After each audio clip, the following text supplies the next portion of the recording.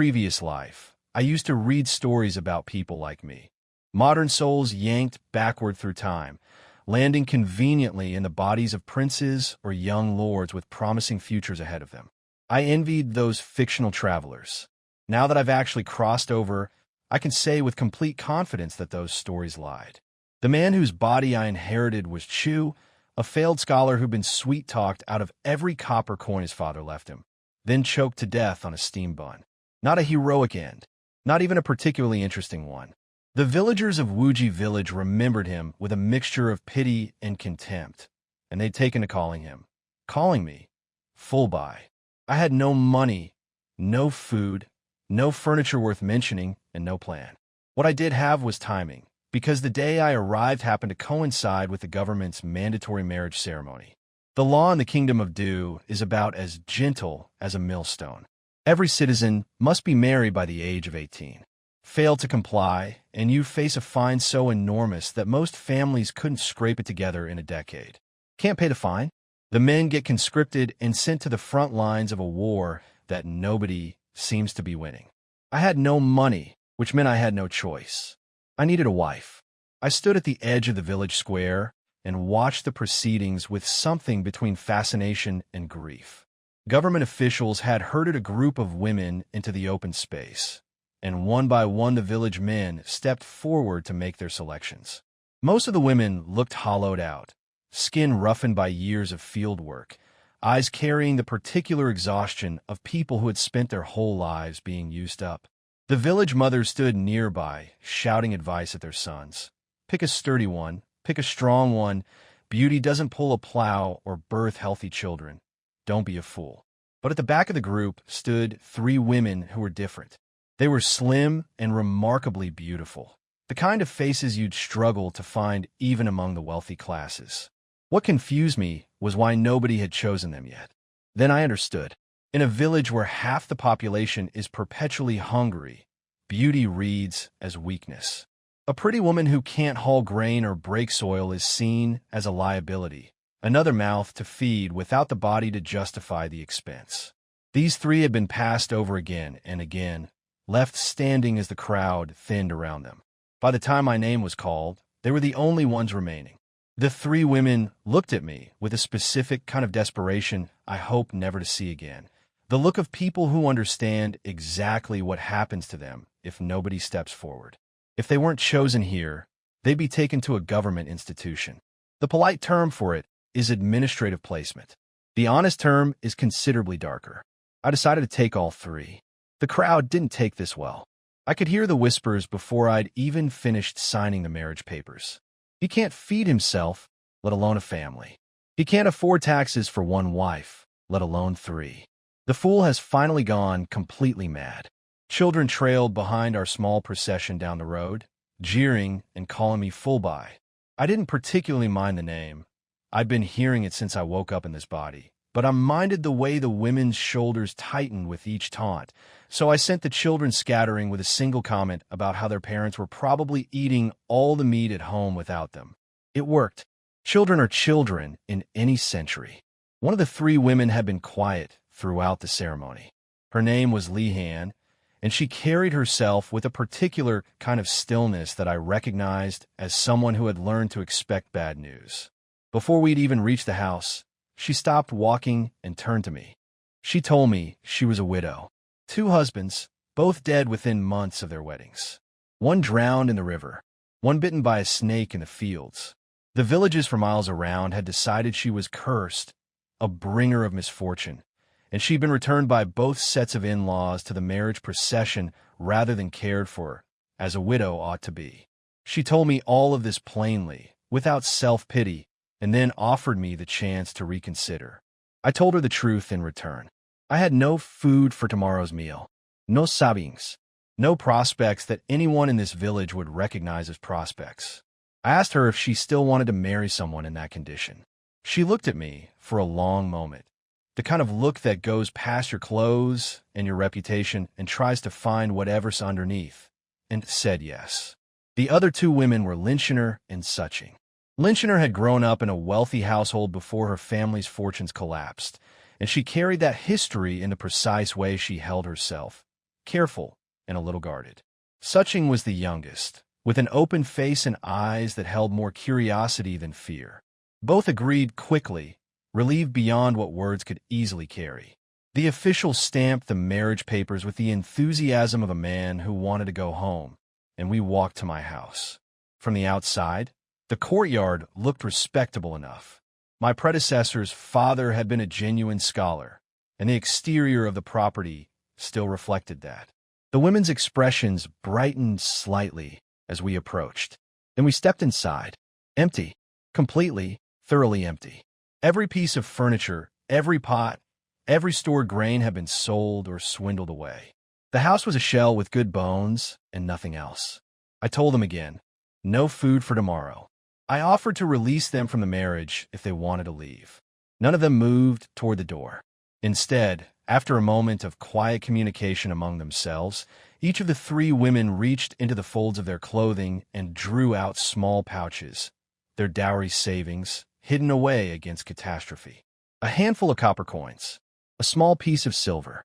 Together, it wasn't a fortune, but together it was enough to buy food and buy me the time I needed to do what I actually came here to do. I stood there holding their savings, feeling something I can only describe as the specific shame of being rescued by people who have less than nothing to spare. We didn't even make it to the market. Wu the rascal found us in the street. The same man who had tricked the original Chu out of his inheritance using nothing more than flattery and a fabricated loan scheme. He approached with the practiced warmth of someone who believes his charm has never stopped working on anyone. He wanted to help me, he said. He'd relieve me of 2 of my wives, save me the tax burden. He even had the specific cruelty to insult Li-Han directly, calling her bad luck in front of her face. I watched the fear move through all 3 women like a cold wind. They knew who Wu was. Apparently, he'd sold his own wife to a brothel when she became inconvenient to him. I snapped him. I got close enough under the pretense of agreeing with him, and then I hit him until my wives pulled me back. The man who'd lived in this body before me had been a pushover, and the village had grown comfortable with that. I intended to correct the assumption as efficiently as possible. I would have gone further, but Uncle Wuan arrived. He was a retired soldier, thick with old muscle, with the particular stillness of someone who had seen enough actual violence to find the performance of it unimpressive. He separated us with a single kick that sent Wu tumbling, took my stick from my hand, and snapped it in half barehanded just to make the point clear. Then he told Wu, quietly and without drama, that if he ever came near my household again, the stick's fate would seem pleasant by comparison. Wu scrambled away without a word. Uncle Wuan stayed long enough to give me a small sack of millet, a wedding gift, he said. Given that millet was festival food in this village, reserved for celebrations among people who spent most of the year on bran and wild vegetable broth, I understood what this cost him. He left without ceremony, the way genuinely generous people tend to do. That evening, the women found the kitchen. I discovered them there shortly afterward, 3 bowls on the stove, and each bowl containing perhaps 3 spoonfuls of millet sitting in a great deal of water. They'd intended to give me the proper bowl, more grain, less soup, and eat almost nothing themselves, planning to go dig wild vegetables if they were still hungry. I looked at their bowls. I looked at them. Then I told them that whoever didn't finish 3 full bowls of porridge would be sold. This caused significant alarm, particularly for Suching, who took threats at face value in an endearing way. It was only after she was halfway through her 3rd bowl that Linshiner quietly pointed out that I had been trying to get them to eat more, not less. Suching looked at her empty bowl, then at me. Then she ate the rest anyway, on principle. I rekindled the fire and made proper porridge, thick, fragrant, enough for everyone. We sat together in that bare house and ate, and I told them their names were lovely, and that we were a family now, and that I intended to make sure they always had enough to eat. Not just enough, good food. They didn't believe me. I could see it in the careful, practiced way they managed their expressions. They'd learned not to expect much from people who made promises. I didn't argue the point. Evidence would be more persuasive than words. Outside, through the walls, we could hear another new bride in a neighboring household being beaten. the local custom of establishing authority on the wedding night. The women went very quiet. Lehan in particular seemed to go somewhere else entirely for a moment, and I didn't have to wonder why. She'd been through this twice. Both times, she'd stepped into a household expecting the worst and received it. Fed Bran while she did the heaviest labor.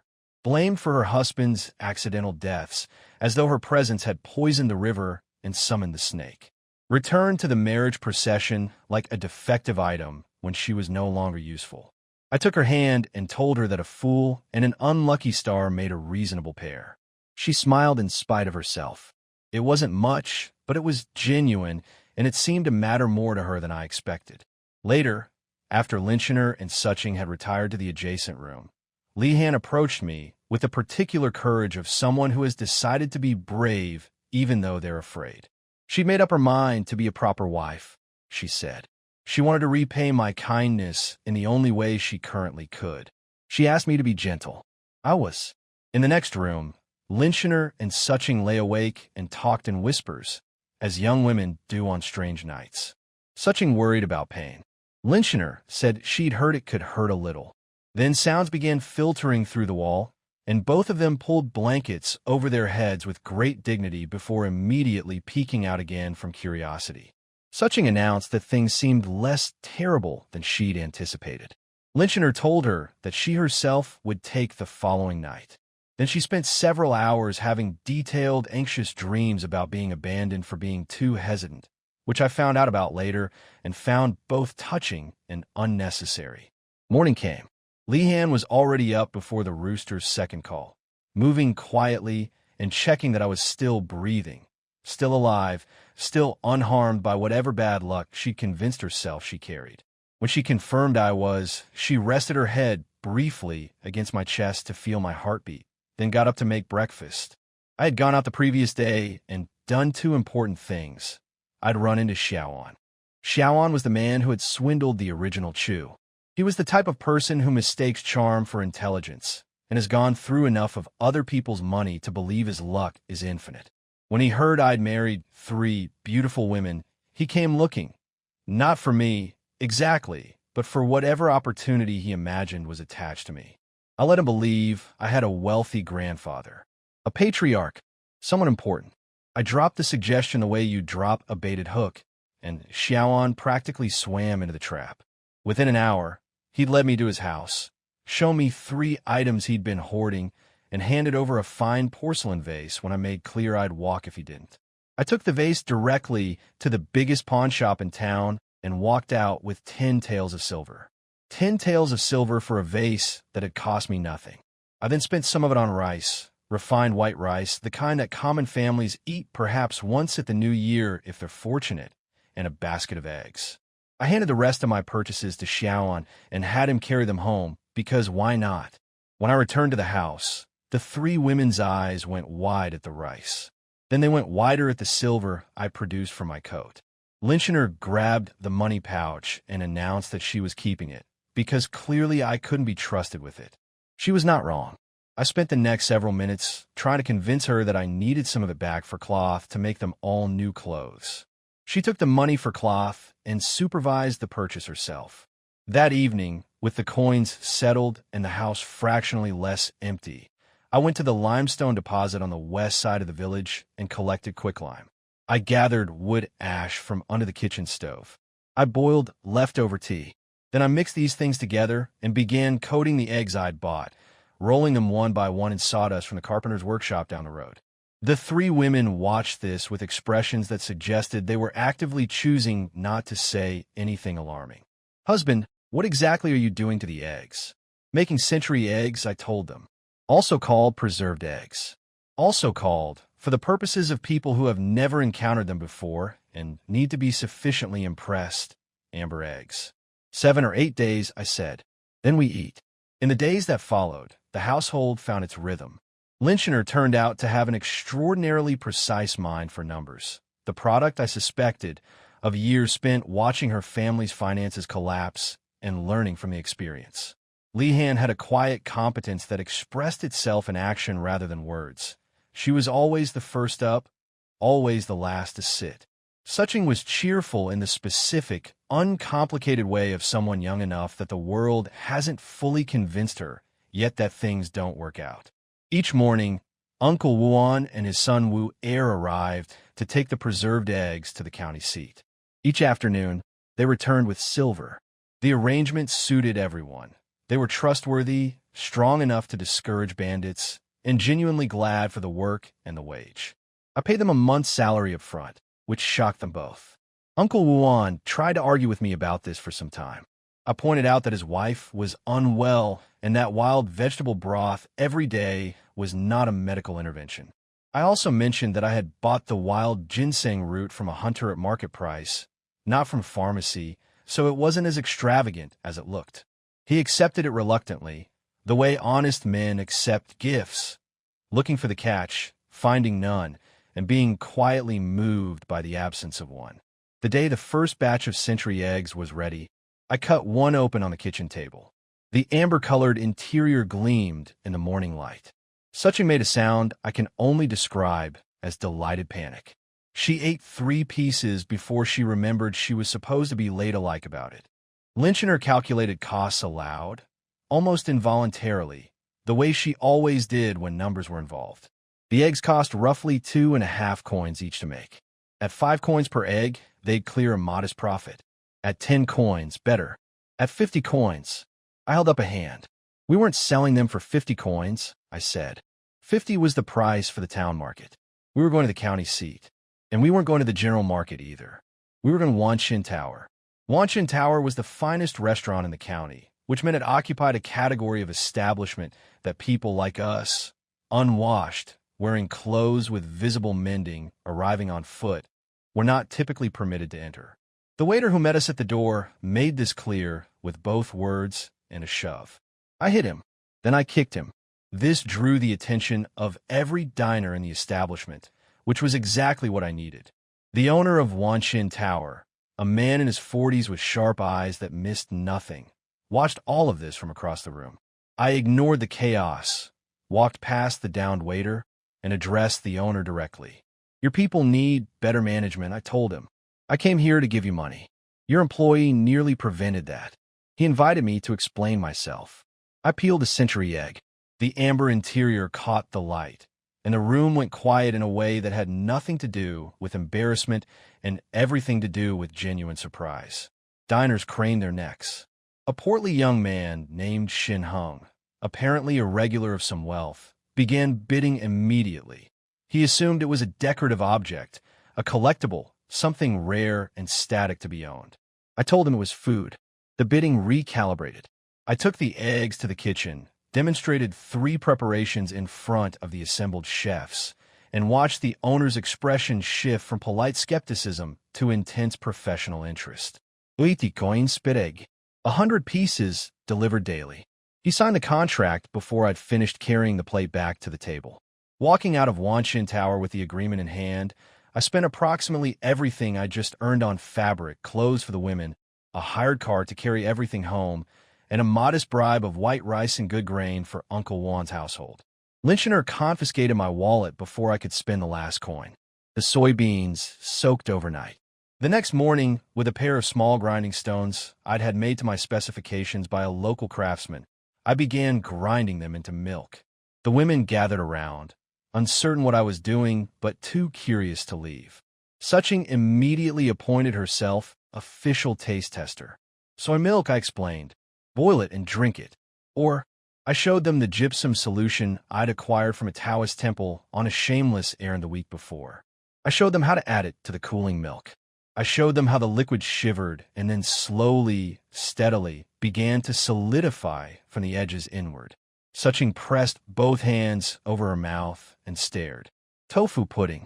Soft, smooth, warm, served in bowls with sesame paste and soy sauce and, for 2 of the bowls, fresh cilantro. Lynchiner got the bowl without cilantro. She didn't comment on how I'd remembered. She ate it all and asked for more. Tofu itself took another day. The solidified curd pressed into a mold, waited overnight, turned out in the morning as a white block that held its shape cleanly. I cut a piece, boiled it briefly, laid it in a bowl, covered it with chopped scallion and seasoning, and served it with rice. Suching declared tofu pudding superior. Lihan ate without speaking, the way she always did when something moved her past words. Lynchiner said 3 gene of black sugar, heated to syrup in a pot. Yellow clay dissolved in water, poured in at the right moment, stirred without stopping. A funnel lined with straw, cloth stretched across the edge of the pot. The mixture poured through, dripping, separating, black below and above, appearing first as small bright points, and then as a steady crystalline layer. White sugar. Suching, who had been watching with escalating excitement, grabbed my arm and asked if I was a god. I told her I was not a god, but a fool, which she clearly didn't believe. Lynchiner tasted it and immediately began calculating profit margins. White sugar sweeter than frosting, cheaper to produce, potential to sell at premium prices. She got about halfway through the analysis before I stopped her. Not yet, I said. The right time matters as much as the right product. She understood immediately. She'd grown up wealthy enough to see what happened when someone displayed too much value without adequate protection. A common man possessing unusual treasure was just a target with better bait. For now, the sugar was ours.